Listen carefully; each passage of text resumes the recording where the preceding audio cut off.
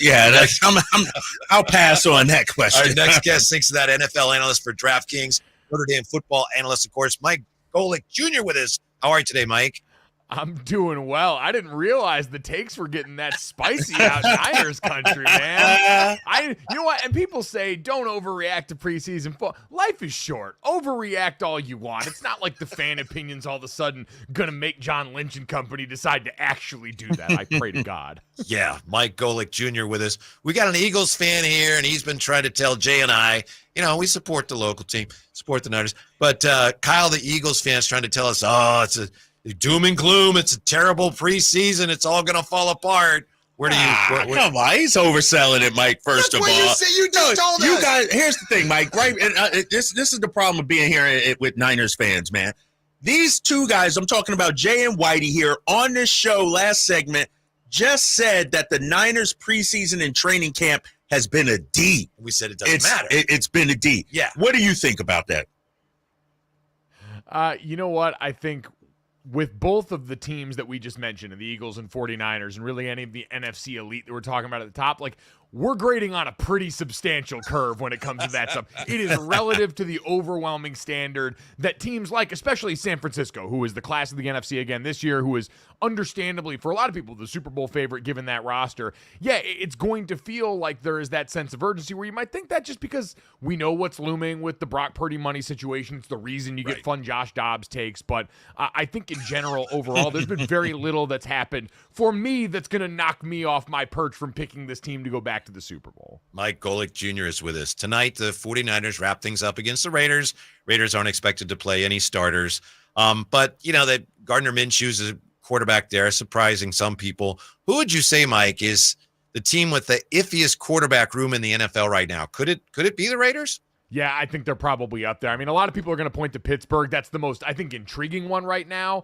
But I think both of those quarterbacks have demonstrated a much higher ceiling than anything we're going to see in Las Vegas this year. And I said this in the offseason when they brought Gardner Minshew over there. Aiden O'Connell, obviously, got some time last year as a rookie, as a mid-round pick. And I think some people are thinking, all right, hey, we saw how it worked for the 49ers when you got Brock Purdy late in the draft. Maybe you get some veteran players, take a flyer on them late and see if anything pops. And Gardner Minshew is a good line of demarcation quarterback to have in your room, meaning he's going to come in, he's a veteran, he's played enough in this league to go out and get you enough in the way of results to find out if the other quarterback on your roster is a guy that's capable of being the answer long-term. And that, to me, is what this said more than anything else is, hey, the quarterback of their future is not on the roster. If Aiden O'Connell couldn't go through camp and beat out Gardner Minshew, then I have questions about him being anything resembling their long-term answer. So for the Raiders, it's a tough season because we know they missed out on the quarterbacks in the draft. There were a lot of people hoping they'd probably get a crack at Bo Nix or Michael Penix Jr. or someone in that range. And so now they're a year away from figuring out who that's going to be.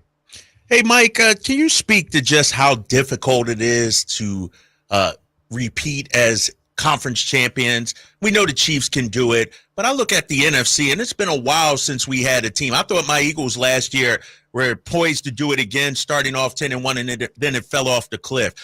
How do teams, I guess, prepare themselves mentally and physically to really stay at a high level, a place we haven't seen in the NFC often with a team going to the Super Bowl twice? Yeah, I think it's certainly twofold, and you guys know this. I mean, it's not quite college football where you lose, that quarter of your roster every year to the NFL or now certainly to the transfer portal. But in the NFL, you still have key pieces that can tend to leave in free agency. You've got guys aging out and retiring. Philadelphia certainly dealing with the ramifications of that this year when we talk about teams that are at a high level that are expected to compete for their division crown, for the conference crown. And when you lose, like let's say for the Eagles, a Jason Kelsey, that's not insignificant. There's tons of talent around on that offensive line still for Cam Jurgens, but that's one of the leaders on your team in a year where you're changing offenses with Kellen Moore coming over and with Jalen Hurts at quarterback. You're asking him to shoulder more of that load. So I think a lot of it is that with success comes for guys off the field, other opportunities, other things that creep into your life. And I think just like anything else, we see fan bases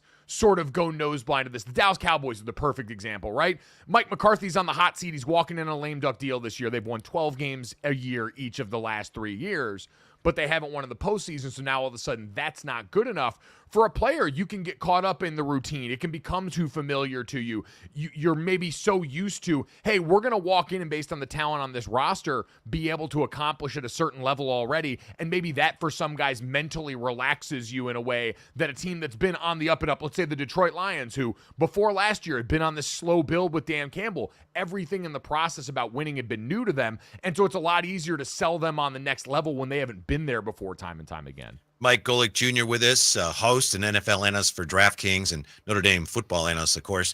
And Mike, I know that we won't have a really good idea of how good anybody is for a few weeks till we see them actually play real games. With that said, 49ers open against the Jets. Do we have any idea how good the Jets are going to be this year?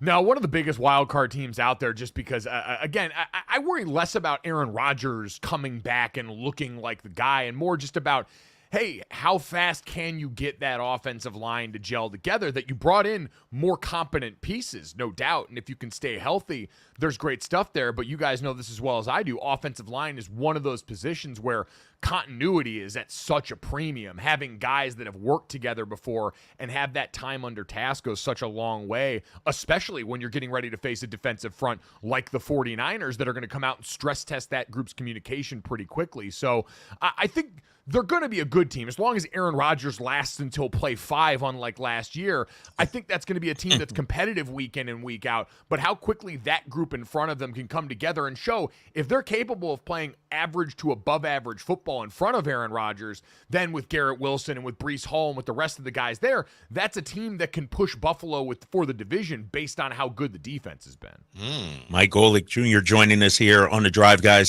Sactown Sports 1140. Mike, let's stick with the quarterbacks. I don't know about you, but you know the love fest we have with Love and with C.J. Stroud and some of these young quarterbacks, it's kind of making me think: Are we hyping these guys up too much? Are we putting too high of expectations based off of what they did the second half of last season? I think Jordan Love would be the one that maybe I worry more about a few bumps in the road for, just because it really was like the last 9 games of the season last year where the numbers supernovaed. But I think one thing for both sides that's a consistent force there is continuity on the staffs. You know, the person in each quarterback's ear hasn't changed this offseason. And for Houston especially, Bobby Slowick, their offensive coordinator, was one of those guys battered around for head coaching jobs, those offensive wonderkins that have become so in vogue in the NFL, that having him back for another year there, the offensive line staying consistent and continuing to add depth there, drafting Blake Fisher out of Notre Dame to be some more of a backup tackle body in there to go along with Jared Patterson they took last year out of Notre Dame to protect in front of him, and then bringing Stephon Diggs over. They've continued to supplement the things that were already a strength for them. Wide receiver and offensive line were a strength for them in terms of the pass game last year. Now, adding Joe Mixon in the run game, another thing that needs to hit this year for them to take the next step. But based on what we've seen and heard from those guys, their approach to the game, and again, those coaching staffs staying the same around them for this development process, I think goes a long way to making me feel like it's going to be more good than bad. I think play style-wise, because they're both wired to take chances, we might still see some things pop up every once in a while, especially because that skill group for Green Bay doesn't have a true alpha the way I think Houston does with a Nico Collins. And certainly the offensive line, again, they were a bit of a one-phase team. They were a passing game team that couldn't manufacture much on the ground. Maybe that forces him, C.J. Stroud, into some uncomfortable spots, but I'd bet on more good than bad with both of them. Mike, I know in the new show, Gojo and Golic, you guys were talking about Darryl Doucette, the quarterback of our USA flag football team, who recently made headlines by saying he'd be a better flag football quarterback than Patrick Mahomes because he has a better football IQ. What were your views of the Darryl Doucette tape now that you got to see some of his throws and things like that? You know what can I say? I admire the confidence, because I was someone that was a little too self-aware about my ability as a player, so you were never going to hear me talking sideways like that about someone, especially not Patrick Mahomes. He took a play out of the Noah Lyles, the track stars playbook of punch high and above your weight class in order to become a part of the conversation, because it's awesome. USA flag football getting to be in the Olympics in 2028 in Los Angeles is going to be really cool, but once you saw him throw the football, I'm like, all right, man, maybe like not Mahomes. Like, why don't you go after a guy who's more of a fringe guy around the NFL? pick a backup quarterback. Try something a little bit more attainable. Patrick Mahomes playing along with it kind of made the whole thing sing, though. So I admire the moxie, but man, the tape is not going to back him up on that. Because, hey, Mike, I don't know if you handicapped the competition from other countries in the flag football, but if we lost, if we didn't win this gold medal come 2028, would this be the biggest upset maybe since Team USA hockey getting the win over Russia years ago? I think it would be akin to that. And the same way that, remember last summer when we lost in the FIBA World Championships in basketball and we heard about LeBron and company immediately getting on the phone? If we somehow gave up the goods in the LA Olympics in flag football, I would expect Patrick Mahomes and these guys to be getting on the horn and being like, listen, we can't let this happen anymore, and give us the football version of the Avengers that we got this summer for the Olympic men's hoops team. Hey, Mike, before we let you go, we've been asking all our football guests to pick their surprise NFL team for the year. Who you got? One way or the other. Good surprise, bad surprise, the NFL surprise team this year. Good surprise team this year. I was talking about this with Nate Tice from Yahoo Sports the other day. Really high, and I'm fascinated by the Arizona Cardinals this year. They play in a division that's too difficult for them to be a playoff team just because I think Seattle and Ryan Grubb's offense with Geno Smith is going to hum. Mike McDonald looks like he's going to get that off the ground in year one. But Marvin Harrison Jr. coming over into an offense with a Kyler Murray that may finally be as locked in as everyone's wanted him to be since that contract clause got put out in public. Trey McBride was a huge boom for them last year on offense at tight end. And so I just think they're starting to lay the groundwork for something pretty special there. Jonathan Gannon had them as the tough out early on, even though competition-wise and talent-wise they were undermanned. I want to see especially that offense. I think they can start to put it together this year. Not their first vote, by the way. And, appreciate it. By the way, Notre Dame football this year will be fill in the blank for us. Notre Dame football will be a college football playoff team, expanded playoff. That's what it has to be. For Marcus Freeman, they've got to be, and I think it's going to take them being 11-1. Their two biggest games of the year on paper right now. Opening weekend next weekend on the road at Kyle Field against Texas A&M, who's ranked like 20th right now, and then they get Florida State at home, who's the favorite to be the ACC champion right now. So you split those games and run the table on the other ones you're supposed to win in a more manageable schedule. 11-1 should be enough to get Notre Dame into the playoff, and from there it's anyone's guess. Mike Golic Jr., check out the new show, Gojo and Golic. Thank you, Mike. We appreciate it. Enjoy the football weekend. Thanks, guys. You too. Appreciate it. All right, Mike. Mm-hmm. You see, there's a football guy